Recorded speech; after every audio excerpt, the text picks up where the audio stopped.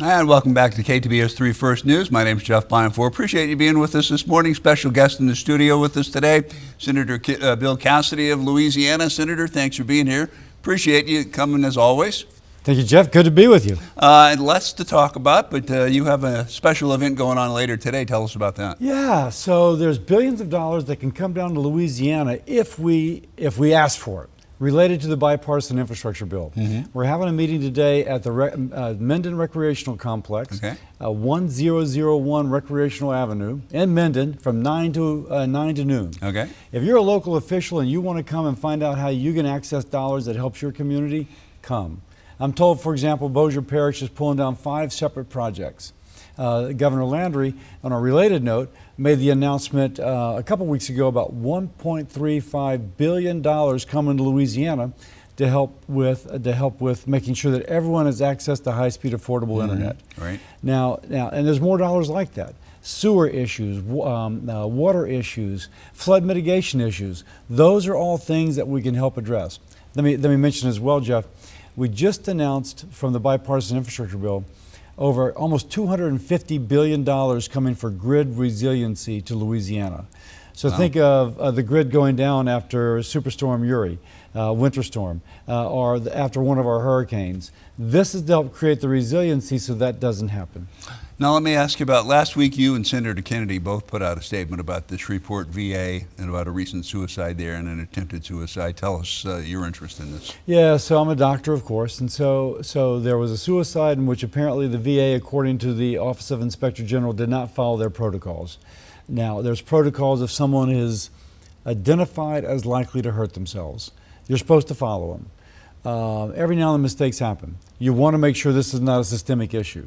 That's the sort of thing, if once the patient's identified as maybe at risk to hurt himself, you put this protocol in. It wasn't followed, we're just trying to get answers on that. Is this, obviously you have concern about this then? Of course. Unfortunately, suicide in our society is common, but among veterans is particularly common. Yeah. And it's not like this happens once every blue moon and so you're not sure how to handle it. It should be something, knowing that it happens on a regular basis, that it just kicks in, there's no asking questions, you just do it. The fact that it wasn't is concerning. Was there something new? Because we talked about this, I think, maybe in July. Was there something new that prompted you to issue that statement last week? There was a report that came out that highlighted this. Okay. And so we wanted to follow up on that report. Gotcha. Let's talk about the storms. We had Helene, now we've got Milton. There's talk, FEMA gave away all its money to various places. We hear all kinds of stories. What's the truth? Yeah, so the truth is that FEMA gets money, but it gets money as allocated, as requested by the president, and as allocated by Congress. Mike Johnson led the House, and we just passed a continuing resolution to extend funding through December the 20th. We put money in there for disaster relief. That is the pot of money which is there. It's enough of it. It's going to go and help not only just the people of Francine that hit Louisiana, but the people that hit Helene, and now the people who will be hit by Milton. Okay. If you have to get out of harm's way, if you need a blanket, a place to stay, FEMA has the money. What we need to increase is the recovery. We know recovery can take a long time. Yep. And so there is a need to put that. Now folks are confusing that with the different pot of money that FEMA uses for the border. Okay. That's a different pot of money, and the way that Mike Johnson and the Congress has set that up, there's a pot of money here and a pot of money there. The two don't mix. Yes, there's 2 pots of money, but the money for the hurricanes is over here, and it's there to help the victims. All right, speaking of money, I know you've been on this for quite a while now, and that's Social Security. Yeah. Are you making any progress? Yeah, so what Jeff is referring to, the Social Security Trust Fund is going insolvent in about 8 years.